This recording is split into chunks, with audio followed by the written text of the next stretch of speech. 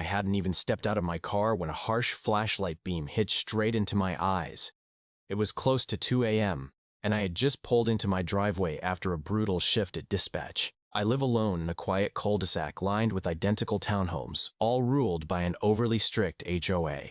And at the head of that HOA was Karen Mathers, a name so perfectly fitting it might as well have come stamped with authority and entitlement. I barely had time to take a sip of my gas station coffee before Karen came storming down the sidewalk like she was auditioning for some suburban version of Cops. "You can't be doing that here," she yelled, pointing dramatically at my open trunk. Inside were a few traffic cones, my tactical vest, and my work bag, completely normal equipment for someone working as a 911 dispatcher. But Karen didn't care about facts.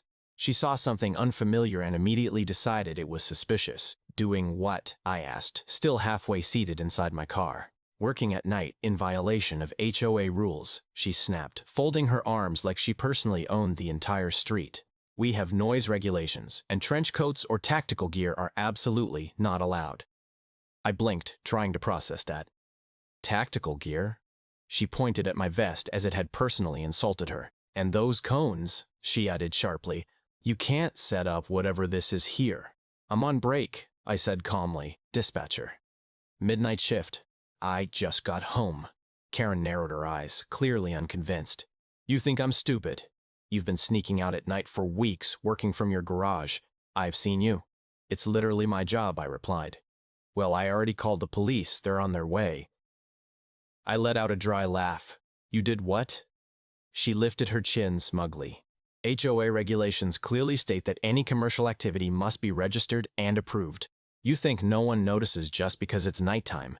I didn't bother arguing. Instead, I sat on the edge of my trunk, calmly sipping my coffee while waiting. She stood there with her arms crossed, looking proud of herself, while my neighbor Jerry peeked through his blinds as he'd just found better entertainment than cable TV. 10 minutes later, flashing red and blue lights flooded the street.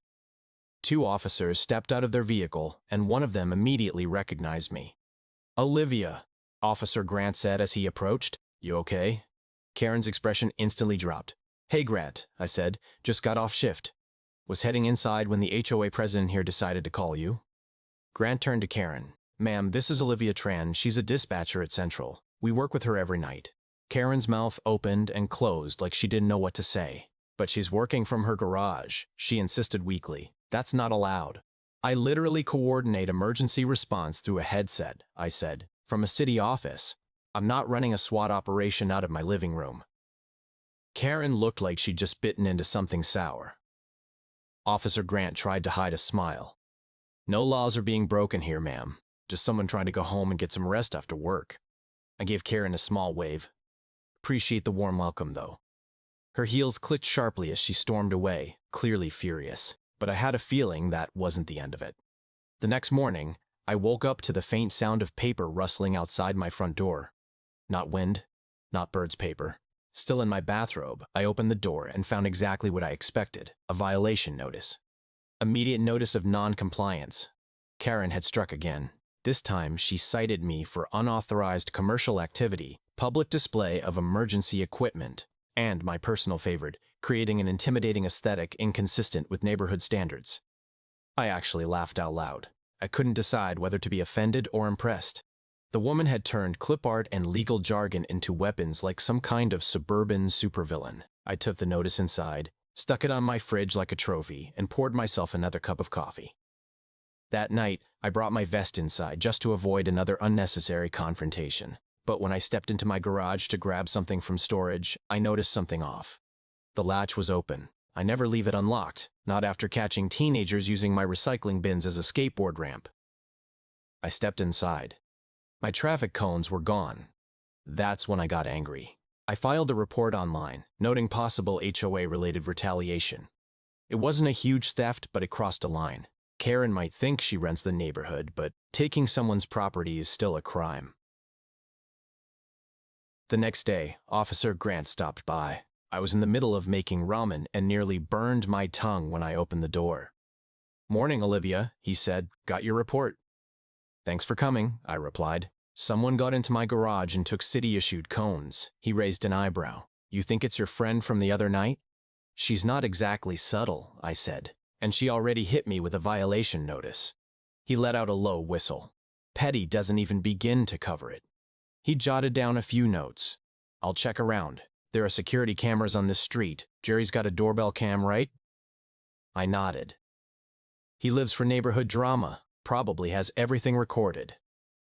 Grant smirked. I'll go talk to him. Later that afternoon, I got a text from him. You're going to love this. He had footage from Jerry's camera. It showed Karen wearing her usual floral tracksuit sneaking up my driveway just after midnight. She looked both furious and ridiculous, tiptoeing like she was in a cartoon. She opened my garage. I still have no idea how, and took the cones. That was all the proof I needed. Grant told me he'd file the report, but whether it led to charges was up to the department. Honestly, I just wanted her to stop. That evening, I printed out a still from the footage and slid it under Karen's door. No message, no threats. Just the truth. The next day, she didn't say a word, but the glares she sent from across the street were sharper than ever. I knew she wasn't done yet.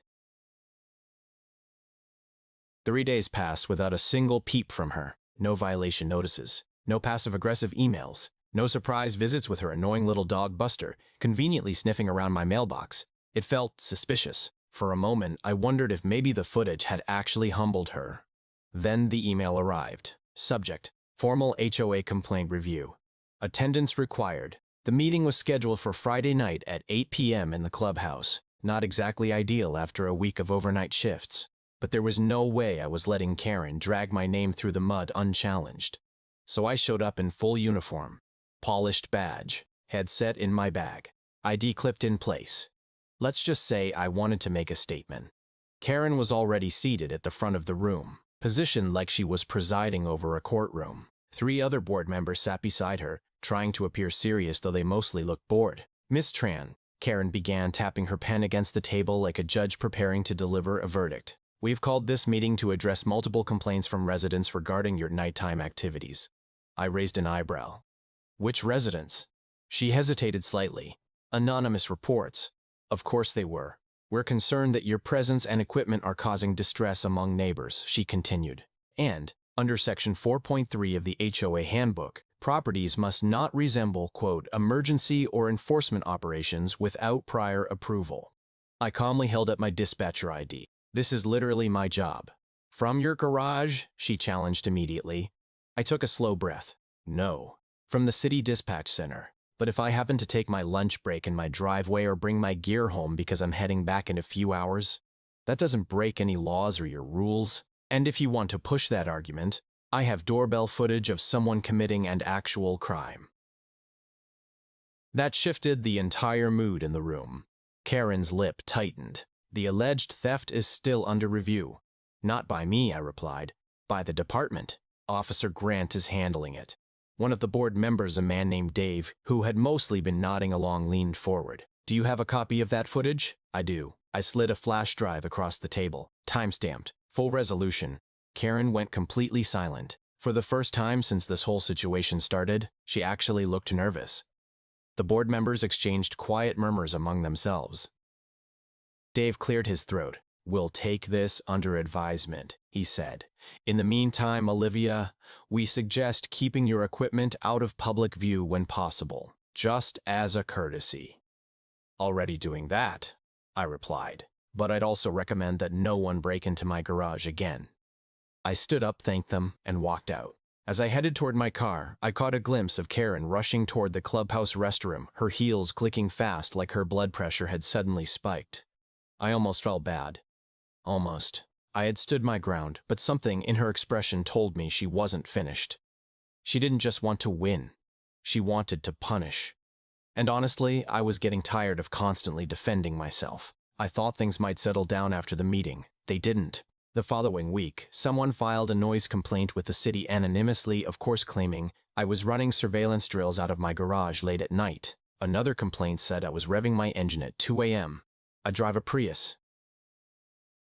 It hums like a cat in a yoga class. Karen wasn't just poking around anymore. She was throwing chaos everywhere and hoping something would stick. Then things escalated. At exactly 1:22 a.m., during my break, I pulled up in front of my house and took a call from dispatch. There had been a 911 hang-up from an elderly resident nearby.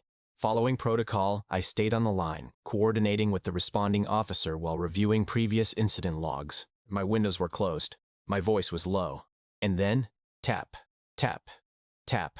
My heart jumped before I turned and saw Karen standing there, phone in one hand, flashlight in the other. The camera is already recording. You are disturbing the peace, she shouted, shining the light directly into my eyes again.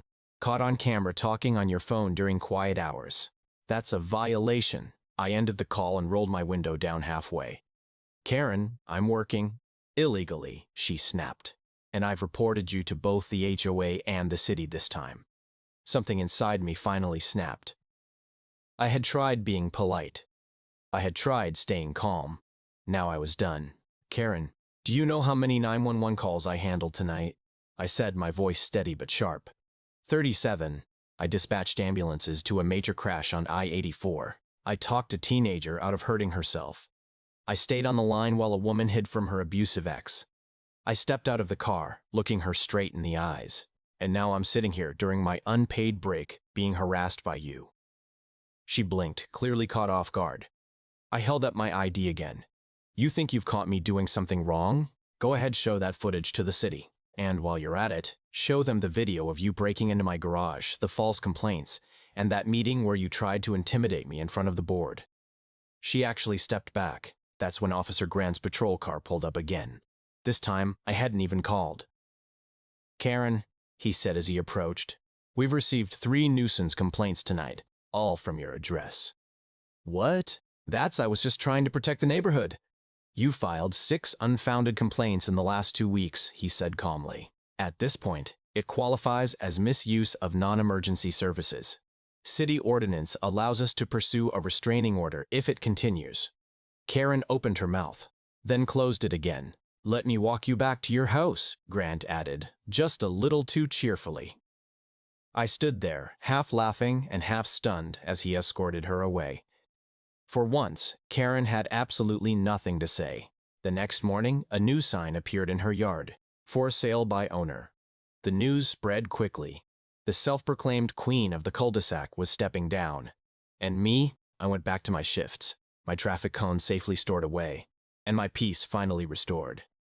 Turns out, the best kind of revenge is simply doing your job well. Loud enough that justice can hear it. If you enjoy watching entitled HOA Karens Get a Reality Check, hit subscribe and like so you don't miss the next time someone calls the cops on me, forgetting I work with them. More neighborhood drama, real consequences, and satisfying comebacks every week. Don't just watch.